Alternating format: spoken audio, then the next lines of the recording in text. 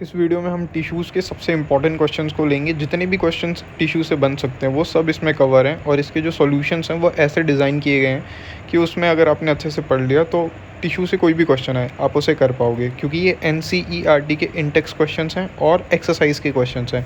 तो इसके बाहर का कभी भी, अगर आप एक CBSE के स्टूडेंट हो या फिर ICSE के स्टूडेंट हो, तो भी आपको इसके बाहर का कभी देखने नहीं मिलेगा। तो टिश्यूज़, अगर आपको डर लगता है इस चैप्टर से, जो कि मेजॉरिटी ऑफ स्टूडेंट्स को लगता है बायोलॉजी में, तो बिल्कुल ये वीडियो आपके लिए होने वाली है। बस आपको क्या करना है कि वीडियो को अच्छे से फॉलो करना है। जो क्वेश्चन है वो क्वेश्चन लिखो अपनी कॉपी में, और जो आंसर है वो आंसर लिखो अपनी कॉपी में।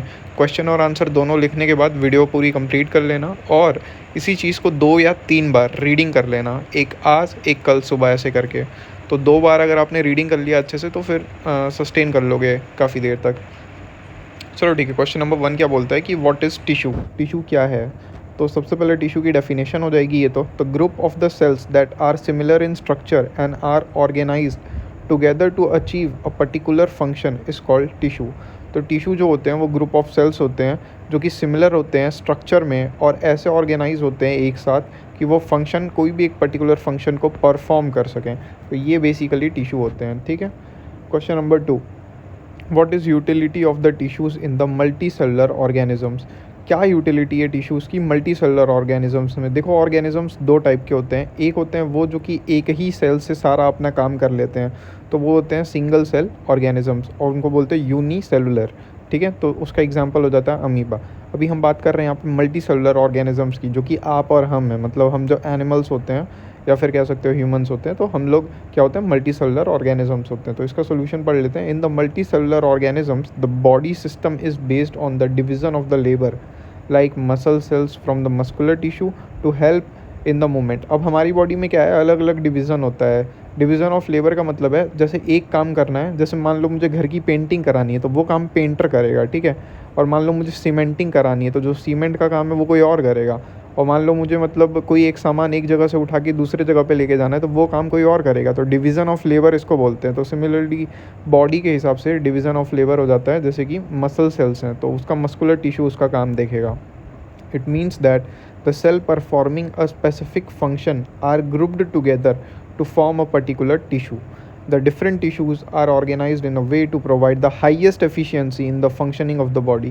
और ये सब क्यों किया जाता है, मान लो अगर मुझे घर की पेंटिंग करानी है तो मैं पेंटर से ही वो काम क्यों करवाऊँगा, क्योंकि मुझे पता है कि वो काम ये एफिशिएंट करेगा। अब मान लो मैं किसी प्लम्बर से पेंटिंग का काम कराऊँ, तो क्या प्लम्बर पेंटिंग का काम अच्छे से कर पाएगा? उतना एफिशिएंट नहीं कर पाएगा जितना अच्छा एक पेंटर करेगा, जो एक प्रोफेशनल पेंटर है। तो इसीलिए यहाँ पे लास्ट वाली लाइन लिखी है, the different tissues are organised in a way to provide the highest efficiency in the functioning of the body. I hope ये दोनों क्वेश्चन अच्छे से क्लियर हो गए हों। ये पेज नंबर 69 के क्वेश्चन आंसर्स थे। पेज नंबर 74 के क्वेश्चन आंसर के ऊपर बढ़ते हैं, इन टेक्स्ट क्वेश्चन से। दोस्तों, अगर आपको वीडियो सही है, समझ में आ रही है और मज़ा आ रहा है तो वीडियो को लाइक करिए, चैनल पे नए हैं सब्सक्राइब करिए, अपने दोस्तों में शेयर करिए जितने भी ग्रुप्स हैं, ठीक है। उससे क्या होगा कि रीच बढ़ेगी चैनल की, तो फिर मैं और ऐसे कंटेंट बनाने के लिए मोटिवेटेड रहूँगा। अभी तो जितने व्यूज़ आ रहे हैं लग रहा है बंद करना पड़ेगा। तो चलो ठीक है, क्वेश्चन नंबर 1 से स्टार्ट करते हैं। Name the types of the simple tissues.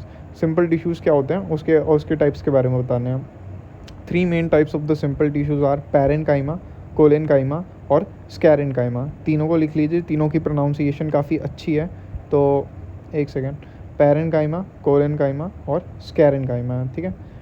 Next question की तरफ बढ़ते हैं। Where is apical meristem found. तो देखो, उसका एक स्ट्रक्चर होता है। इसका स्ट्रक्चर अगर मुझे मिलेगा तो मैं लगा दूंगा, वरना नहीं मिलेगा तो एपिकल ऐसे समझ लो जैसे जो रूट होती है।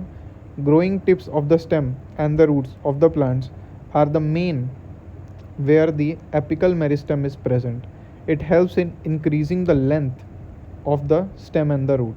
तो स्टेम और रूट के हाइट, जैसे आपकी हाइट बढ़ रही है ना, वैसे ही जो प्लांट्स होते हैं उसकी भी बेसिकली हाइट बढ़ रही होती है। तो उसकी हाइट कैसे बढ़ती है, तो एपिकल मेरिस्टेम की वजह से बढ़ती है। ये कहाँ कहाँ प्रेजेंट होते हैं, स्टेम में प्रेजेंट होते हैं और रूट में प्रेजेंट होते हैं, ठीक है, सिंपल है। क्वेश्चन नंबर 3 की बात करते हैं। Which tissue makes up the husk of the coconut. तो स्कैरेन्काइमा जो होता है वो यहाँ पे हस्क ऑफ द कोकोनट को बनाता है। Question number 4, what are the constituents of the phloem. देखो, जो फ्लोएम होता है बेसिकली उसका काम होता है कि वो ट्रांसपोर्ट करे एक जगह से दूसरी जगह पूरी बॉडी में प्लांट के फूड को। जो फूड का ट्रांसपोर्टेशन होता है वो यहाँ पे फ्लोएम करता है, और जो जाइलम होता है वो वाटर का ट्रांसपोर्टेशन करता है। एक बार फिर से समझ लो, एक मान लो एक प्लांट की बॉडी है, ठीक है, उसमें दो चीज़ें होनी है, एक तो फूड का ट्रांसफ़र, एक होना है वाटर का ट्रांसफ़र। तो जो फूड का ट्रांसफ़र करेगा वो फ्लोएम करेगा, और जो वाटर का ट्रांसफ़र करेगा वो जाइलम करेगा। अब इसके कॉन्स्टिट्यूएंट्स की बात कर लेते हैं। नंबर 1, सीव ट्यूब्स होते हैं इसमें, tubular living cells with perforated and walls. Number 2 होता है इसमें कंपेनियन सेल, ये होते हैं आपके लिविंग सेल्स। नंबर 3 होता है इसमें फ्लोएम पैरेनकाइमा, ठीक है, फ्लोएम पैरेनकाइमा लिविंग सेल्स होते हैं।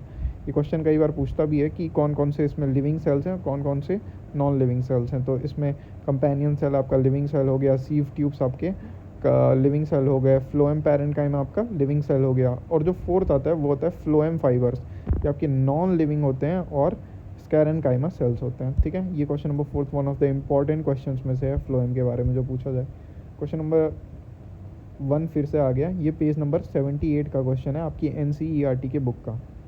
क्वेश्चन यहाँ पे पूछता है कि कौन सा टिश्यू रिस्पॉन्सिबल है मूवमेंट ऑफ बॉडी के लिए, हमारे बॉडी के मूवमेंट के लिए कौन सा जो टिश्यू है वो रिस्पॉन्सिबल है। तो मस्कुलर टिश्यू जो है वो रिस्पॉन्सिबल है मूवमेंट ऑफ द बॉडी के लिए। नेक्स्ट क्वेश्चन यहाँ पे पूछता है न्यूरॉन लाइक स्ट्रक्चर यहाँ पे जो होता है, what does a neuron look like, उसका स्ट्रक्चर कैसा होता है उसके बारे में बताना है। तो a neuron consist of a cell body with a nucleus and a cytoplasm. एक न्यूक्लियस होता है और जो फ्लूइड लाइक स्ट्रक्चर उसके अंदर प्रेजेंट है सेल के अंदर उसे बोलते हैं साइटोप्लाज्म। जो न्यूक्लियस होता है वो basically brain of the cell होता है। It has 2 important extension name as axon and the dendrites, और उसमें एक्सन होता है, जो उसकी बॉडी होती है वो एक्सन होती है, डेंड्राइट्स उसके टर्मिनल एंड्स होते हैं और स्टार्टिंग के जो टर्मिनल्स होते हैं उसको बोलते हैं। Each neuron has a single long part called the action, जो मेन बॉडी होती है उसकी उसको एक्सन बोलते हैं, and many short branch parts called dendrites, जो उसके ब्रांचेस होते हैं उसको डेंड्राइट्स बोलते हैं। Many nerve fibres bound together by connective tissues make our nerve. तो देखो क्या होता है ना, एक जैसे डेंड्राइट का एंड हो गया तो फिर वो नीचे टर्मिनल तक जाएगा और फिर एक नया डेंड्राइट स्टार्ट हो जाएगा। मतलब ये जो पूरा न्यूरॉन होते हैं बहुत सारे एक साथ ग्रुप होते हैं, मतलब basically many nerve fibres bound together by connective tissue to make up a nerve, और इनके बीच में जो गैप होता है उसको फिल करता है सिनैप्स करके एक गैप होता है। ये NCERT में अच्छे से गिवन है, इसके स्ट्रक्चर को देख लेना, हर साल ड्रॉ करने आता है एग्ज़ाम में। फिर है क्वेश्चन नंबर 3, आपको बताने हैं 3 features of the cardiac muscle. तो इसके 3 फीचर्स होते हैं। नंबर 1, दीज आर इनवॉलेंट्री होते हैं, ensure rhythmic contraction and relaxation through out the life. The cells are cylindrical, branched and uninucleated, having the Fent cross striations. Number 3, these muscles do not get fatigued under the normal conditions. Question number 4 की बात करते हैं। Question number 4 यहाँ पे बोलते हैं what are the functions of the areolar tissues. तो areolar tissues जो होते हैं बेसिकली इसका काम होता है स्पेस को फिल करने का। It fills the space inside the organs and thus act as a packing tissue between the 2 organs, मतलब ऑर्गन्स के बीच में जो स्पेस होती है उसमें फिलिंग का काम करते हैं ये areolar tissues. It supports many delicate organs in the body and it plays role in repair of the tissues. तो ये रिपेयरिंग ऑफ द टिश्यूज़ में रोल प्ले करते हैं। अब देखो, अब यहाँ से क्वेश्चन आता है एक्सरसाइज का, इसको लेते हैं नेक्स्ट वीडियो में।